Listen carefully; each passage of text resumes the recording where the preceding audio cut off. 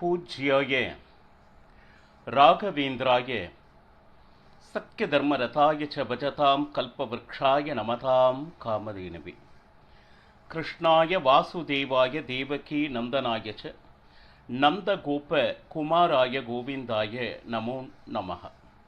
ஐந்தாவது வேதம் என்று போற்றப்படும் மகாபாரதம் பார்த்து வருகிறோம்.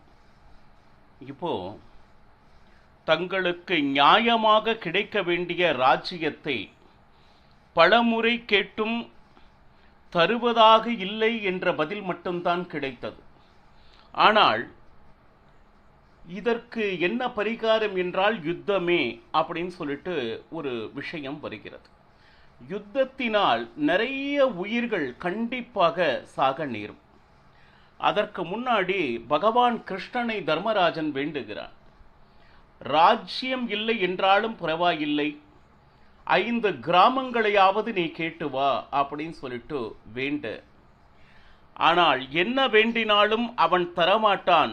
ஏன்னா சத்தியம் தர்மம் இதை பற்றியெல்லாம் கொஞ்சம் கூட நினைப்பு அவனிடம் இல்லை. இருந்தாலும் அவன் செய்யும் அதர்மம் அங்கு இருக்கவர்கள் அத்தனை பேருக்கும் புரிய வேண்டும். ஏன் கேட்டீங்கன்னா, அவனுடைய அண்ணனாக இருக்கக்கூடிய பலராமன் கூட துரியோதனன் செய்வது சரி அப்படின்னு தான் பேசுறான். அப்போ அதை நிரூபிக்க வேண்டும். நிச்சயமாக நீ சொன்னதனால் தூதுவனாக செல்கிறேன். ஆனால் நிச்சயம் அவனிடமிருந்து நல்ல விஷயம் வராது அப்படின்னு சொல்லிட்டு கிருஷ்ணன் தூதுவனாக செல்கிறான். வழிநெடுக என்ன அப்சரா ஸ்திரீகள், பூமலை, அங்கு தோரணங்கள், அங்கங்கு கட்டடங்கள் ஓய்வெடுப்பதற்காக அனைத்து இடத்திலும் உண்பதற்கு அனைத்து வசதிகளையும் ஏற்பாடு செய்திருந்தான் திருதராஷ்டிரன். என்ன காரணம் அப்படின்னு பார்த்தோம்னா, பகவான் கிருஷ்ணனை எப்படியாவது நம்பசப்படுத்தி கொள்ள வேண்டும் என்கின்ற துர்குணம் இருந்தது. பாண்டவர்களிடம் இருந்து பகவான் கிருஷ்ணனை பிரித்து விட்டால் இன்னும் நமது வெற்றி உறுதியாகிவிடும் என்கின்ற உள்நோக்கத்தோடு இந்த வரவேற்பை ஏற்பாடு செய்யப்பட்டது. பகவான் கிருஷ்ணன் இந்த ஏற்பாடுகளை எதுவும் சட்டை செய்யாது. நேராக வந்தான். அற்புதமான வரவேற்பு, ஆசனம் கொடுக்கப்பட்டது, அர்க்ய பாத்யாதிகள் கொடுத்து, கோதானங்கள் கொடுத்து, குசலம் விசாரித்து, கடைசியில் இவ்வளவு நடந்தும் பகவான் கிருஷ்ணன் சென்றது என்னவோ விதுரனின் வீட்டிற்கு. அப்போ அங்கு போய் உணவுண்டான். ஏன்னா பக்தன் வீட்டிற்கு இறைவன் வருவது. நீங்க எவ்வளவுதான் உபச்சாரம், ஆடம்பரம், தங்கம், வெள்ளி, வைடூரியத்தினால் அலங்காரப்படுத்தி மோகம் செய்வது என்றது சாமானிய மனிதர்கள் வேண்டுமானாலும் மயங்கலாம். ஆனால் அவன் உங்கள் மனதில் இருக்கக்கூடிய அந்த வேட்கையை அறிபவன். நிஜமான பக்தன் யார், நடித்து கொண்டிருப்பவன் யார் என்பதனை பகவான் அறிய மாட்டானா? உணவு உண்ட விதுரன் குந்தியை பார்த்து நலம் விசாரித்து பல நாள் கழித்த பகவான் கிருஷ்ணனை கண்டதனால் தன் மனதில் இருக்கக்கூடிய துக்கங்களை எல்லாம் கொட்டி தீர்த்தாள். கவலைப்படாதே குந்தி, இந்த சாம்ராஜ்யத்தில் உன்னுடைய மக்கள் ராஜ்யம் ஆளுவர், இது உறுதி என்கின்ற வாக்கினை பகவான் கிருஷ்ணன் குந்திக்கு கொடுத்து துரியோதனன் வீட்டிற்கு செல்ல அங்கும் அவனுக்கு அற்புதமான வரவேற்பு கொடுக்கப்பட்டது. ஆனால் பகவான் கிருஷ்ணன் பாருங்க, அந்த வரவேற்பினை ஏற்றுக்கொண்டான். இன்று இரவு நீங்கள் இங்குதான் உண்ண வேண்டும் என்று துரியோதனன் பணிக்க நேருக்கு நேராக மறுத்தான் கிருஷ்ணன். ஏன்னா அவனுடைய இடம், அவனே ராஜன். அதை மறுத்தால் அவன் ஏதாவது நினைப்பானோ? இந்த மாதிரி எண்ணமெல்லாம் பகவான் கிருஷ்ணனிடம் இல்லை. மனதில் என்ன நினைக்கிறானோ அதை தெளிவாக பகவான் கிருஷ்ணன் துரியோதனிடம் கூறிவிட்டான். உன்னுடைய வீட்டில் நான் உண்ண மாட்டேன் அப்படின்னு. ஏன்? உலகமே போற்றி வணங்கக்கூடிய பாண்டவர்கள், தர்மத்தின் வழி நடப்பவர்கள், அவர்கள் கேட்கின்ற விஷயத்தை கொடுப்பதற்கு தயாராக இல்லை. அப்போ அந்த மாதிரி வீட்டில் நான் அன்னம் உண்ணக்கூடாது. இன்னும் சொல்லப்போனால் நீ அதிதியாக வந்தால் உனக்கு அன்னமும் இடக்கூடாது அப்படிங்கிறத தெல்ல தெளிவா சொன்னான். துரியோதனனுக்கு கோபம் மிகுந்தது. மீண்டும் எங்கு சென்றான் என்றால், துரியோதனன் வீட்டில் சாப்பிடலைன்னா துரோணர், கிருபர், பீஷ்மர் எல்லாரும் கை கூப்பி வணங்கி, கிருஷ்ணா என் வீட்டிற்கு வாருங்கள் அப்படின்னு அழைத்த போது யார் வீட்டிற்கும் அவன் செல்லவில்லை. ஏனென்றால் சபையில் அவ்வளவு பெரிய அதர்மம் நடந்த பொழுது அத்தனையும் கை கட்டி வாய்ப்பொத்தி வேடிக்கை பார்த்தவர்கள் அல்லவா. தவறு நடந்து கொண்டிருக்கும் பொழுது அதை கண்டு வெகுண்டு எழாது தர்மத்தை கூறாது இருப்பதும் மிகப்பெரிய குற்றமே. அப்ப மீண்டும் அவன் எங்கு சென்றான் என்றால் விதுரனின் வீட்டிற்கே சென்றான். விதுரனுக்கோ பயங்கர ஆச்சரியம். அவன் மத்தியானம் வந்தது சரி, இரவும் வருவான் அப்படின்னா அவன் செய்த பாக்கியம் என்ன. பயங்கர சந்தோஷம் அவனுக்கு. அங்க இருக்கக்கூடிய அத்தனை பிராமணர்களுக்கும் விருந்தளித்து அதுக்கப்புறம் பகவான் உண்டான் அப்படின்னு சொல்லிட்டு மகாபாரதம் வர்ணிக்கிறது. எல்லாம் உண்டு முடிந்தவுடன் அனைவரும் உறங்கச் சென்றனர். இப்பொழுது விதுரன், பகவான் கிருஷ்ணன் மட்டும் இருக்கிறார். பகவான் கிருஷ்ணனுடைய காலை ஒத்தி கொண்டு விதுரன் சொல்கிறான், நீ இங்கு வந்தது சரி எனக்கு படவில்லை. ஏன் கேட்டீங்கன்னா, தர்மத்தை பற்றி சிறிதும் அறியாது அதர்ம வழியிலேயே வாழ்ந்து கொண்டு இருப்பவன் துரியோதனன்.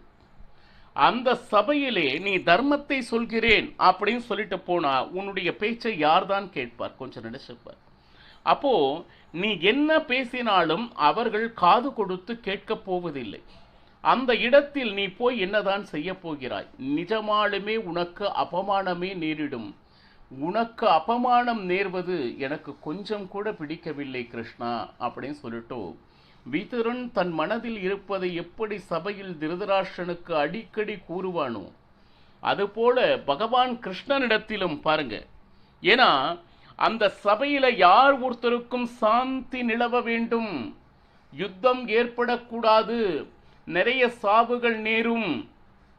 அதனால எப்படியாச்சும் ஒரு சமாதானம் செய்து யுத்தத்தை நிறுத்தி ஆச்சுங்களா பாண்டவர்களுக்கு உரிய ராஜ்யத்தை கொடுக்கிறதுக்கு நம்மளால ஆன உதவிகளை பிரயத்தனத்தை செய்வோம் அப்படிங்கிற எண்ணம் அந்த சபையில் யாருக்கும் இல்லை.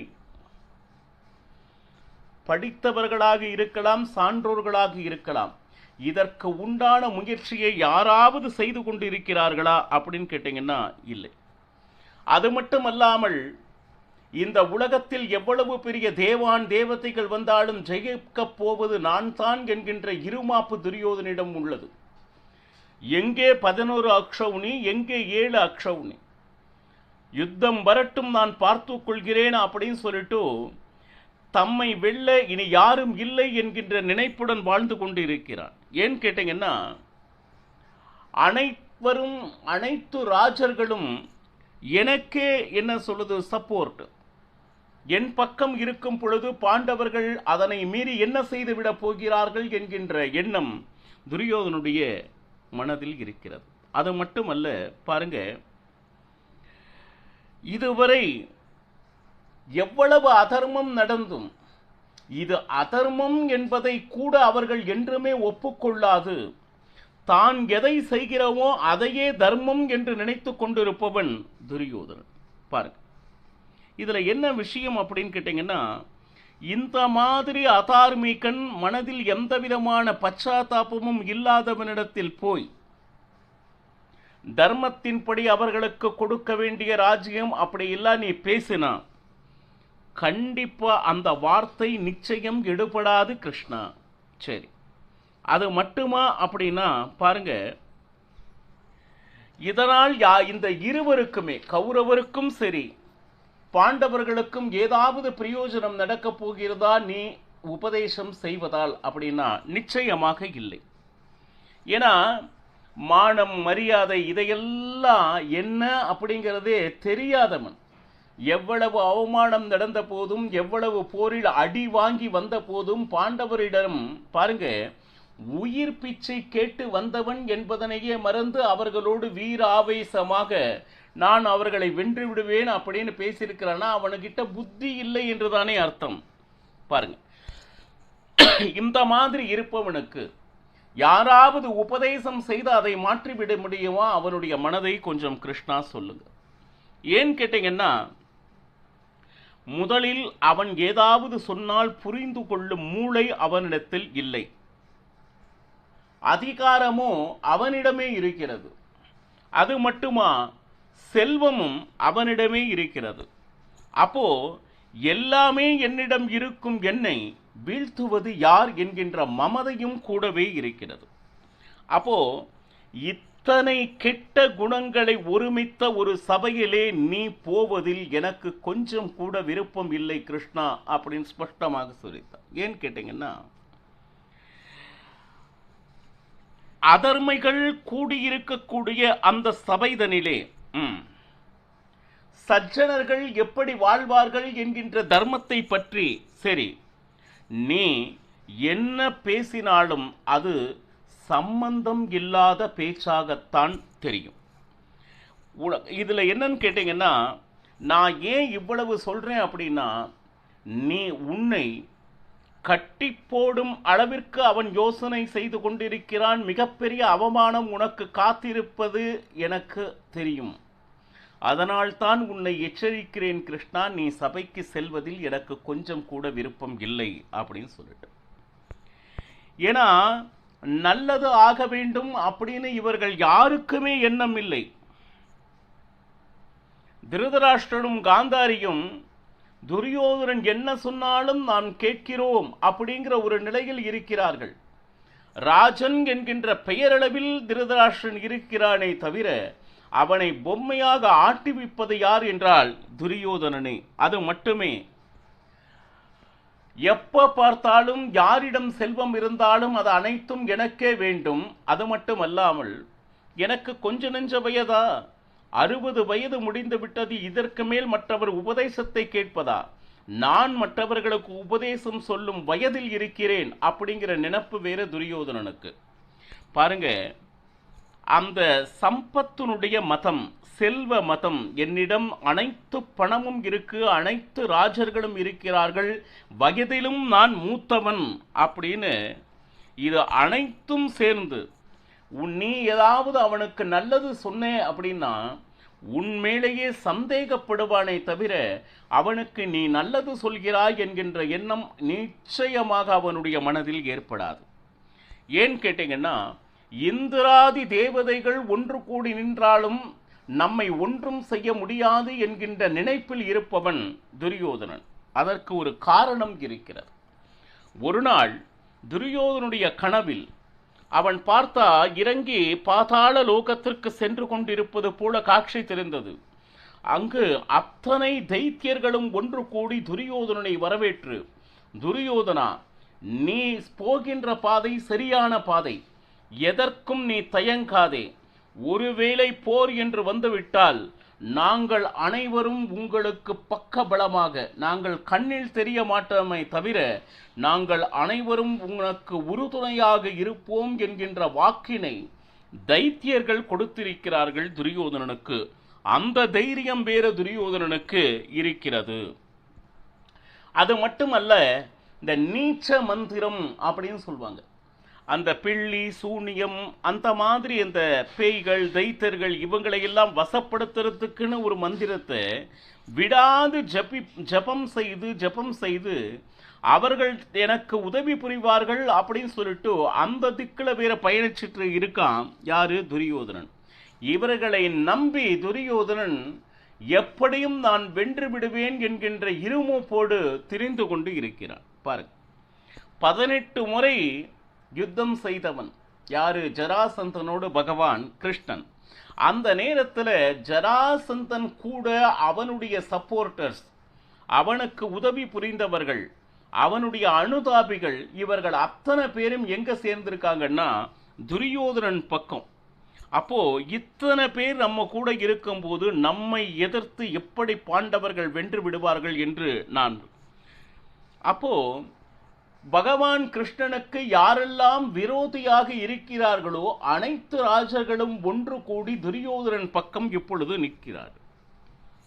இப்போ இதுல என்ன அப்படின்னு கேட்டீங்கன்னா, இவ்வளவு விஷயங்கள் எதிராக இருக்கும் பொழுது இந்த சபைக்கு நீ போவது சரியா, எனக்கு என்னமோ சரின்னே படலை அப்படின்னு சொல்ற. அப்போ பாருங்க, பகவான் கிருஷ்ணன் இது அத்தனையும் கேட்டுக்கொண்டிருந்தார். தன்மேல் இருக்கக்கூடிய அபிமானத்தினால் எவ்வளவு விஷயங்களை கூறுகிறார். பகவானுக்கு எந்த ஒரு அபமானமும் ஏற்பட்டு விடக்கூடாது என்று எப்படி எச்சரிக்கை விடுக்கிறான் பார். இதுதான் வாத்சல்யம்ங்கிறது. எனக்காக போவதில்லை, ஆனால் என்னை நம்பி வந்தவனுக்கு ஒரு அபமானம் என்றால் இது தவறு சரி என்று மனதில் நினைத்தால் பாருங்க, அதை உடனடியாக சொல்லிவிட வேண்டும் என்பது விதுரனுடைய.